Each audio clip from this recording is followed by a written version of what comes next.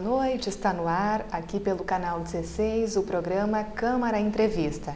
E em pauta hoje, as ações contra a criminalidade desenvolvidas pela Brigada Militar. O meu convidado é o comandante regional da Brigada Militar, Coronel Fernando Carlos Bica. Boa noite, seja muito bem-vindo. Boa noite, um prazer estar aqui contigo para poder conversar com os telespectadores da TV Câmara.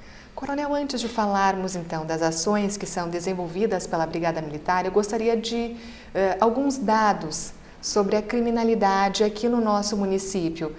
Esses números que o senhor tem para nos apresentar, eles são semelhantes aos números do ano passado? Tivemos aumento, queda com relação a homicídios, tráfico de drogas? Traça um panorama para a gente. Nós temos alguns índices de criminalidade que nós controlamos e medimos a criminalidade através destes índices. Nós poderíamos fazer uma medição, e nós temos esse controle, de todos os indicadores de criminalidade. No entanto, nós preferimos nos concentrar naqueles crimes que trazem uma maior inquietação para a comunidade, que tem um potencial de gravidade muito maior e que mais assusta. E dessa forma, nós fizemos o controle dos índices de homicídio e latrocínio, juntando os dois tipos criminais em um só, roubo a pedestre, roubo a transporte público, roubo de veículo, roubo a estabelecimentos comerciais, financeiros e de ensino e furto de veículos. São 5 índices controlados pela Brigada Militar da mesma forma em todo o estado, e o furto de veículo, que tem uma incidência bastante grande na nossa região, que nós optamos também por fazer esse controle. Em todos esses índices de criminalidade, nós verificamos que existe uma alteração de comportamento desses índices durante o ano. Tendo no crime de roubo a estabelecimentos comerciais, financeiros e de ensino, mantido uma tendência de queda no correr deste ano. Então, no ano passado, nós tivemos 211 crimes de roubo a estabelecimentos comerciais, financeiros e de ensino. E neste ano nós tivemos 143, uma redução bastante significativa, e essa redução ela tem por base inúmeras ações que são adotadas pela Brigada Militar em conjunto com os lojistas, as pessoas que têm comércio na nossa cidade. Nós fizemos um mapeamento de onde ocorriam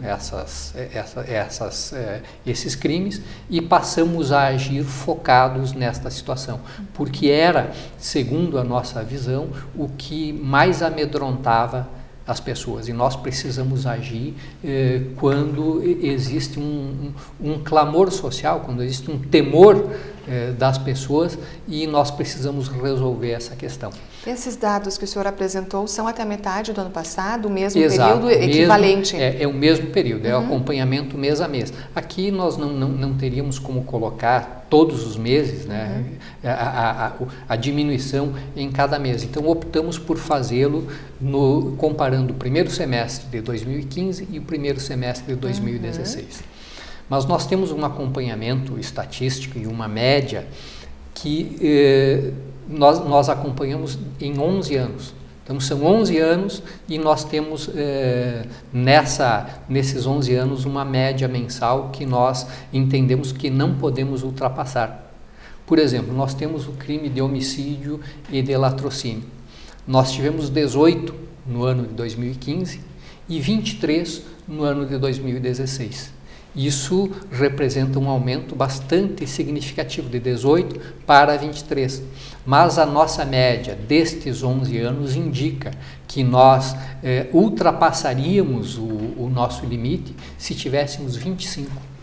Então, eu não digo que nós deveríamos ter mais 2 homicídios durante o ano de 2016, mas que nós ainda estamos dentro num índice aceitável. Do índice aceitável. O aceitável, no índice aceitável não, porque nós teríamos que diminuir esse índice de criminalidade, esse índice de homicídios, porque é o que mais abala a população.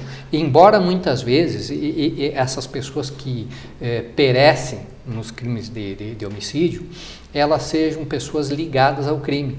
e muitas vezes as pessoas dizem, morreram eles, isso não nos assusta, mas isso deve nos assustar como sociedade.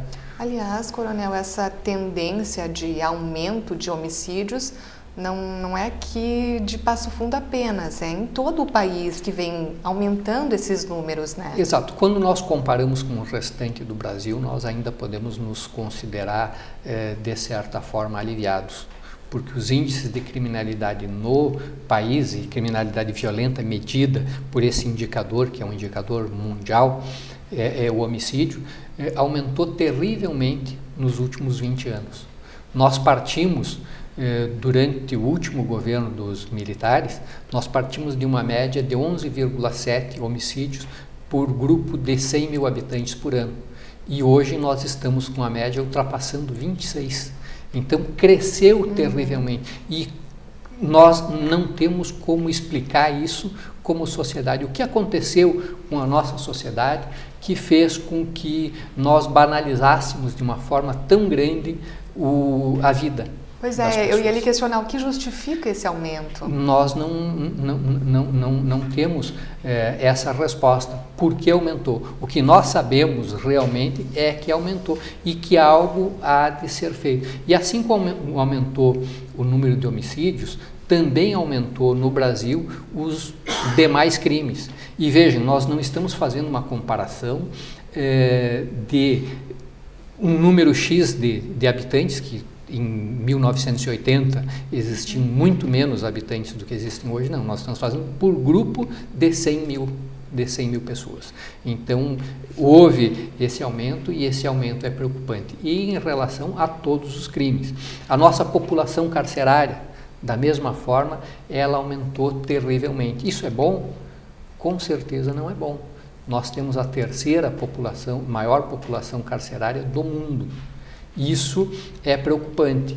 E quando nós falamos em população carcerária, nós temos, no Brasil, infelizmente, nós temos poucos estudos estatísticos que possam embasar as nossas conclusões. Mas um que nós temos é com relação à escolaridade das pessoas que estão no sistema prisional. E esse dado nos demonstra que mais de 80% das pessoas que estão nos nossos presídios não concluíram o primeiro grau. E aí nós temos um número muito grande, e eu não saberia dizer agora quantos são, nós temos um número muito grande de analfabetos, aqueles que não sabem usar uma caneta nem para assinar o nome, e temos um número muito grande de analfabetos funcionais que não têm a condição de interpretar um texto. Isso é preocupante, porque existem estudos, e agora também estudos não no Brasil, mas nos Estados Unidos. Nos Estados Unidos eles fazem pesquisa para tudo, tem número para tudo. Infelizmente nós não temos essa tradição aqui. Mas nos Estados Unidos há a demonstração clara que o aumento da escolaridade reduz a criminalidade. Quanto mais se investe na educação, mais ocorre a redução dos índices de criminalidade. Coronel, também o que a gente observa, ainda falando de dados, é que parece que temos épocas, períodos em que alguns crimes acontecem com mais frequência. Por exemplo, assaltos a coletivos urbanos, assaltos a lotéricas. Isso realmente é comprovado pelas tabelas que o senhor tem? Olha, essa porque a gente ouve isso com mais frequência no noticiário. Por exemplo, nós tivemos ontem um assalto à lotérica em Passo Fundo. Isso traz às pessoas uma percepção de que esses assaltos estão ocorrendo com uma regularidade muito grande. Não é verdadeiro, mas a percepção das pessoas é esta. Então, por isso que parece que em determinados períodos nós vivemos com uma criminalidade menor, mas nós não temos uma explicação científica para isso. Tem alguns delitos que nós temos explicação. Por exemplo, nós tivemos um período deste ano em que houve uma redução dos índices de roubo e de furto de veículo. Nós tivemos, por exemplo, no mês de março, abril, maio e junho, uma redução dos índices de roubo de veículo. E fevereiro, março, abril e maio, uma redução dos furtos de veículo. Não é uma coincidência. É porque a partir do mês de fevereiro nós tivemos 2 dos principais responsáveis por extorsão, praticavam o crime de furto de veículo, escondiam o veículo e extorquiam o proprietário para devolver esse veículo. E esses responsáveis pela extorsão estiveram presos nesse período. Ficaram um pouquinho mais de 2 meses presos e houve uma redução dos índices de furto e roubo. Então, não é por acaso.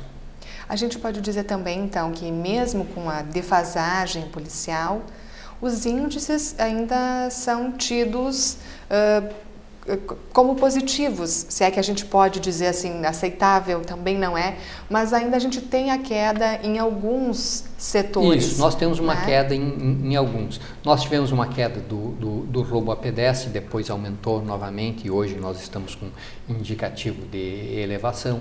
Tivemos uma queda do roubo a transporte público e essa queda ela persiste nesse mês de julho e no mês de agosto também ocorre a mesma situação, mas alguns índices estão aumentados.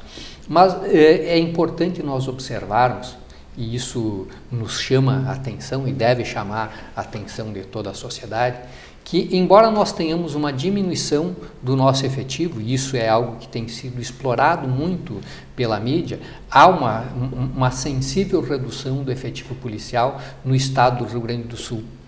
Mas as nossas atuações policiais aumentaram no período. Por exemplo, um indicativo, nós tivemos no ano de 2015, no primeiro semestre de 2015, 469 prisões. É um número absurdo, né? No município de Passo Fundo. No ano de 2016, nós tivemos 663, um aumento de 30%. Então, o nosso efetivo policial está trabalhando e trabalhando muito em relação a efetuar prisões, a ações preventivas, a ações repressivas. No entanto, o crime cresce. Porque esses bandidos que logo que vão presos em seguida estão em liberdade de novo? Seria essa a justificativa? Também é. Nós temos uma dificuldade muito grande e crescente de lidar com as alterações legislativas que ocorrem a todo momento em benefício do criminoso e a sociedade não é beneficiada.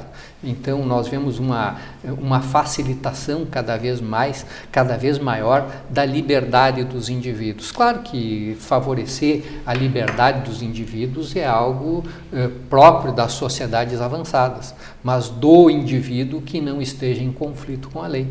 O indivíduo que está em conflito com a lei, o indivíduo que comete crimes, que prejudica a sociedade, esse nós entendemos que deveria permanecer encarcerado por um tempo maior. Daí nós podemos, mas as nossas prisões não oferecem condições dignas para a manutenção de presos, ou também não oferecem um número de vagas adequado. É também uma realidade, mas essa realidade tem que ser enfrentada. E essa não será enfrentada pela polícia. A polícia tem o seu aspecto, tem a sua função, que é o de levar os presos as pessoas presas até o sistema prisional. A partir disso, nós não temos mais a responsabilidade. O senhor acredita que mudanças, então, em lei seriam necessárias? A construção de um novo presídio também é importante? O que mais a gente pode agregar? Acredito que nós possamos ter... A construção de novos presídios, ela é importante sim, porque a nossa população aumentou, a população carcerária aumentou também e nós precisamos de mais vagas. Mas nós precisamos modificar também a lei, porque muitas vezes a sensação de impunidade faz com que o sujeito seja estimulado ao cometimento do crime. Muitas vezes essa sensação, e na maioria das vezes essa sensação de impunidade, ela é mentirosa. Mas o indivíduo, entre o momento em que ele cometeu o crime e o momento em que ele será recolhido definitivamente ao sistema prisional, decorre muito tempo, que faz com que ele até já se esqueça daquele crime cometido. A repressão, quando ela não é imediata, ela não tem o efeito necessário. E hoje nós vivemos com a percepção, e principalmente os nossos jovens têm a percepção do não dá nada, de que eu posso fazer o que eu quiser porque não dá nada. E esse discurso, essa expressão não dá nada, ela é ouvida e reproduzida desde o início da infância dessas crianças. E isso é muito preocupante. Por isso que eu digo que nós precisamos mudar como sociedade. Nós precisamos que os nossos atos errados tenham a consequência devida. E muitas pessoas acreditam que a pessoa que foi refém, que foi assaltada, fica mais tempo envolvida com o processo na delegacia, enfim, do que o próprio bandido. Né? Muita gente comenta isso ainda, Coronel. É uma percepção também. Que o bandido sai antes do que... Em algumas situações pode acontecer, mas essa não é a regra. Normalmente, até por respeito ao contribuinte, até por respeito às pessoas que foram vítimas em uma ocorrência, se o bandido permanece mais tempo na própria delegacia de polícia do que a vítima. Essa tem sido a regra geral, tem sido observado. É que nós temos uma tendência normalmente a exagerarmos nisso e dizermos que a situação termina tão logo sai da delegacia. Não é verdadeiro. Por quê? Porque ocorrerá um inquérito policial, ocorrerá um processo criminal e o bandido, o criminoso, estará envolvido nesse processo criminal. Então, tem consequências graves dessa atuação criminosa. Importante, então, os esclarecimentos. A gente faz agora um rápido intervalo no programa Câmara Entrevista de hoje e no próximo bloco vamos sim, então, falar das ações que estão sendo desenvolvidas pela Brigada Militar aqui em Passo Fundo.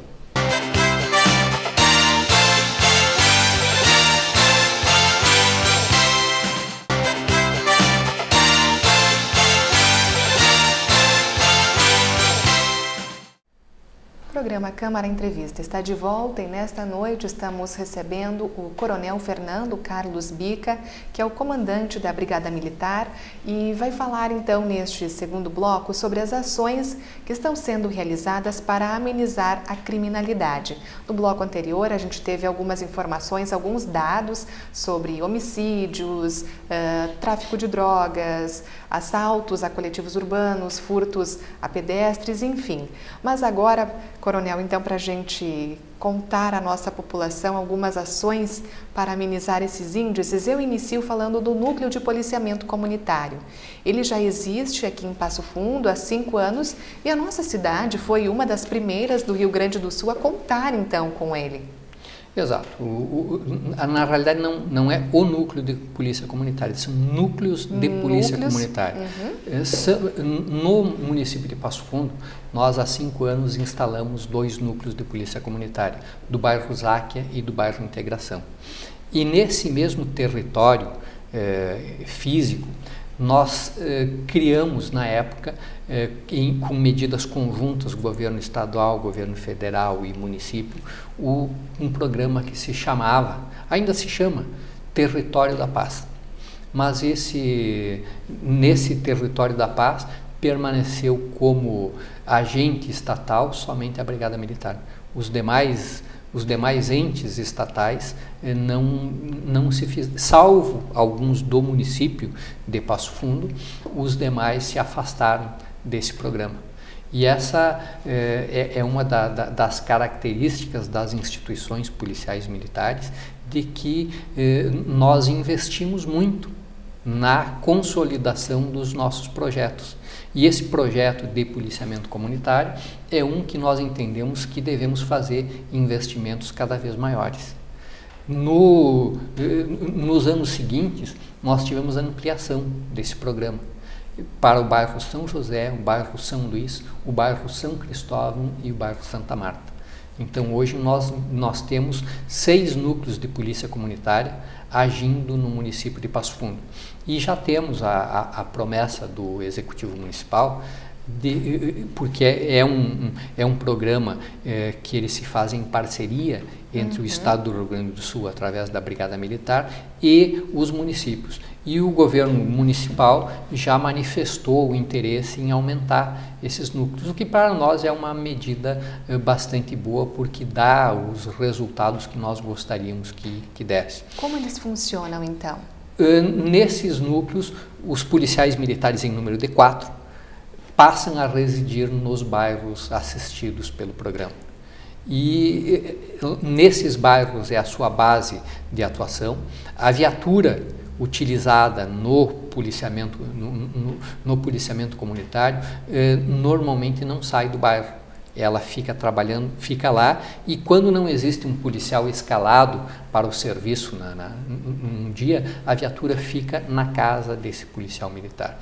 E isso faz com que ocorra uma vinculação muito grande do policial, então da polícia em si, com o bairro.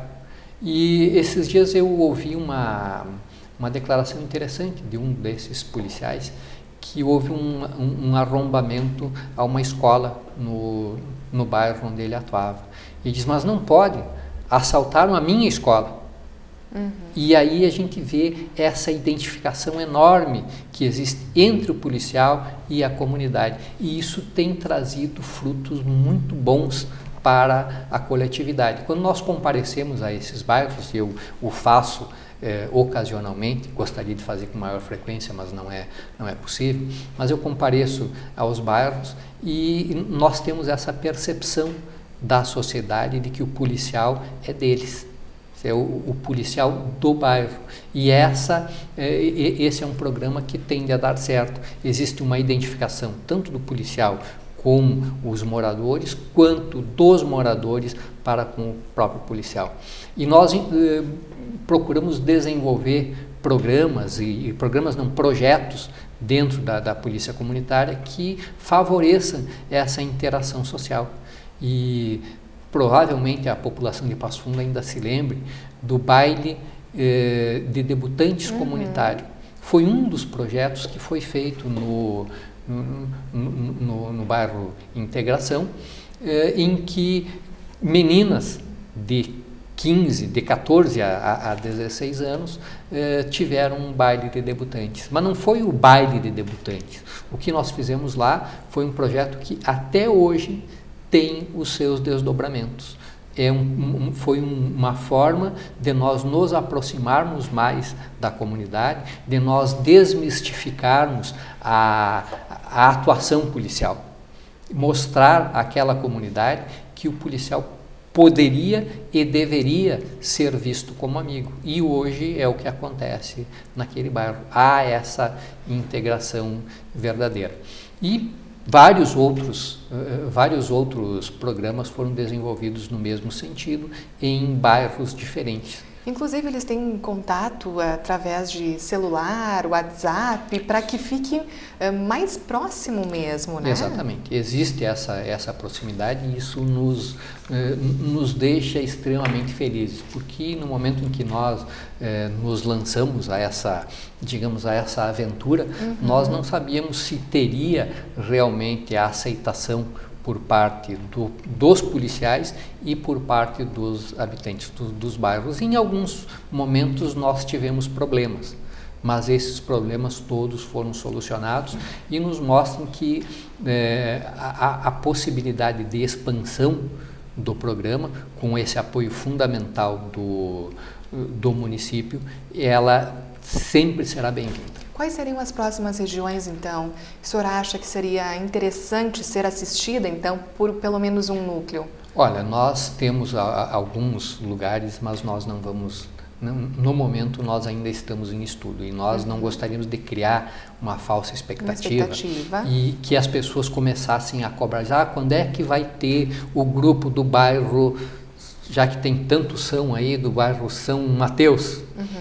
E nós não, como no momento nós não podemos fazer essa implantação, ela demora ainda, tem ainda alguns passos a dar, nós não vamos informar quais são os bairros que serão assistidos. Normalmente é um bairro que fica no centro de um conjunto de outros bairros. Por exemplo, nós temos o bairro Integração, que é composto por 11 bairros.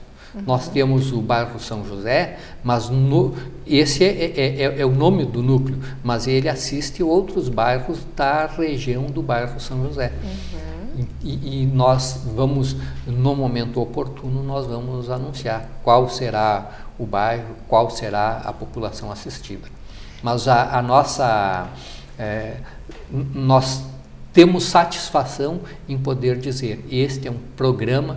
E nós temos uma diferenciação entre programa e projeto. Projeto é algo que a gente não sabe se vai dar certo. Quando deu certo, quando se implementou realmente, passa a ser um programa. E o policiamento comunitário é um programa permanente que veio para ficar e para dar os resultados devidos para a nossa sociedade. E outro programa que a gente também deve mencionar na entrevista de hoje é um programa de prevenção super abrangente e que é desenvolvido pela Brigada Militar, que é o PROERD. A gente não podia deixar de fora de falar desse também. Não podemos, porque o PROERD é um programa que foi copiado dos Estados Unidos. Nos Estados Unidos iniciou-se, era o DARI, e que ainda funciona, no ano de 1983.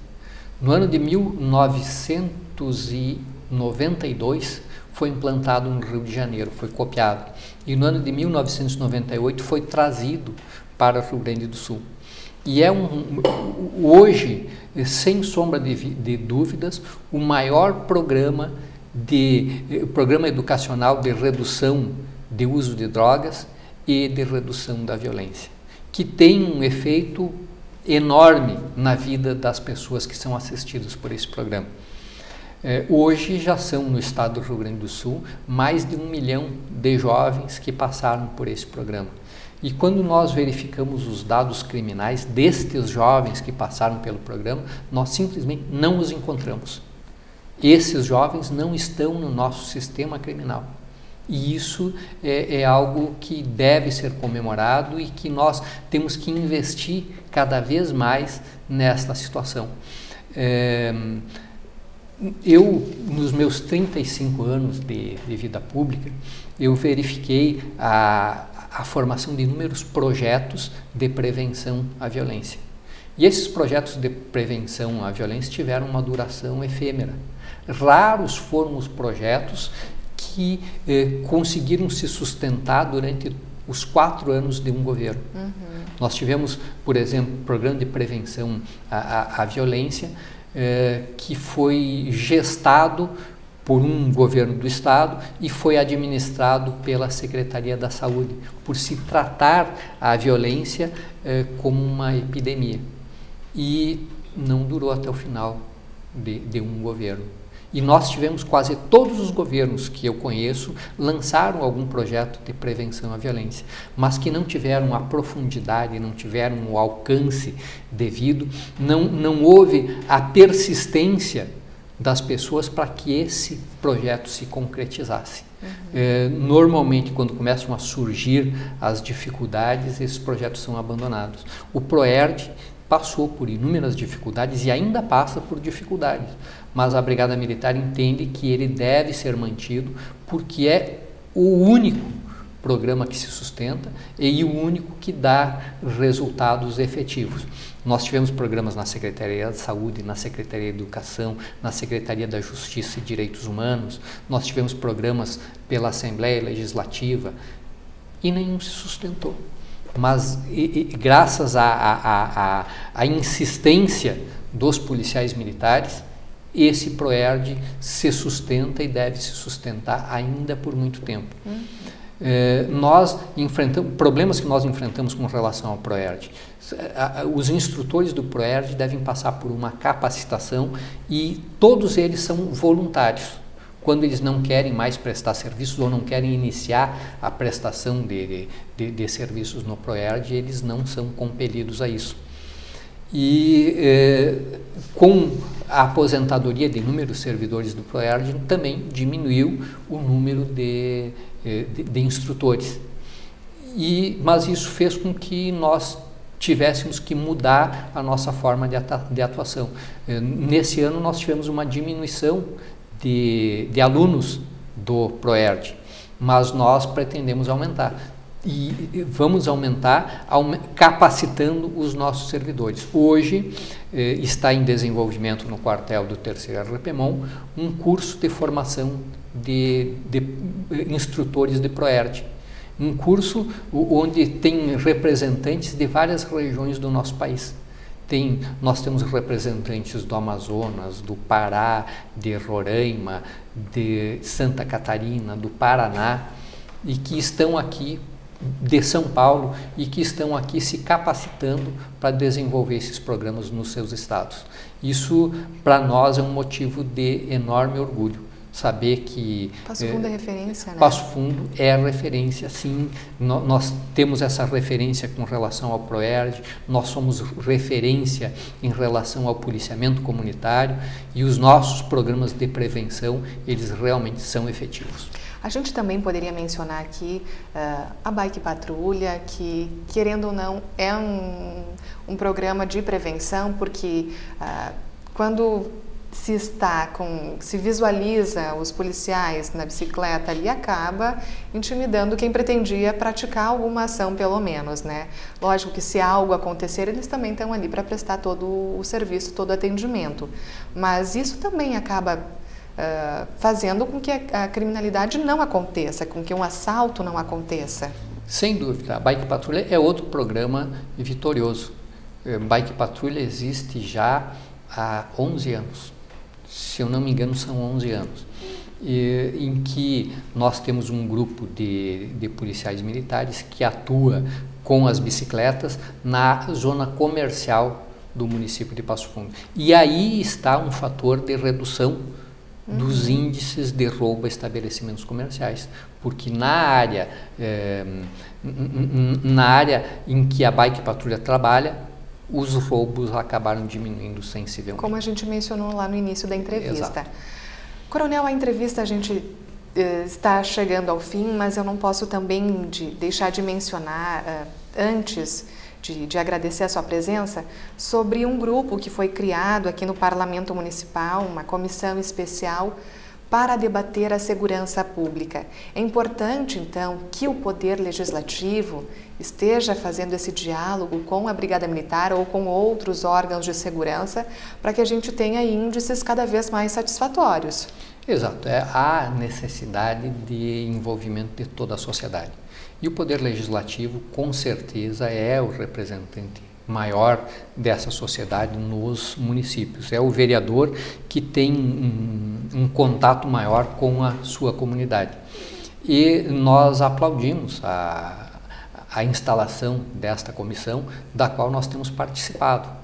Nós participamos, ontem mesmo participamos de uma reunião desta comissão aqui na casa, onde nós apresentamos algumas sugestões, nós e outros integrantes, tanto da Brigada Militar, como da Polícia Civil, como da sociedade civil, para que nós possamos melhorar as condições da nossa segurança. A segurança não é algo que diga respeito somente à polícia.